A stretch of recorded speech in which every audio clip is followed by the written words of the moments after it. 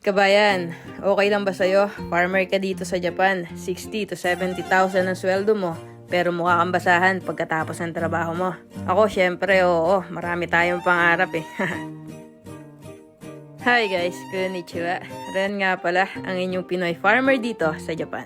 Ngayong summer ay nagsisimula nga pala ang trabaho namin ng 5 AM. Kaya 4:20 AM pa lang ay gising na ako para ihanda at igayak yung mga gagamitin ko. Dito nga pala sa apartment namin ay 3 kaming nakatira. May paparating na isa pero secret muna siya. 4:50 AM ay umaalis na ako ng bahay at nagbabike na ako papunta dun sa okrahan namin na sobrang luwang. May 15 minutes break din naman kami pagdating ng alas 9 o minsan alas 10, depende kung saan kami maabutan. Madalas nakikita nyo nakahiga talaga kami sa lupa para may unat namin yung mga katawan namin talaga naman.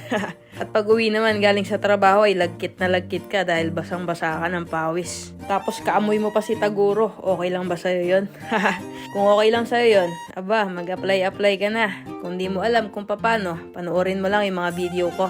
Sa una talaga, may hirapan kang mag-adjust dito. Hanggang sa hindi mo namamalayan, nai-enjoy mo na rin pala yung buhay mo dito. At kahit nakakapagod araw-araw, ang mahalaga, nakakatulong ka sa pamilya mo. At nakakaipon kahit pa konti-konti.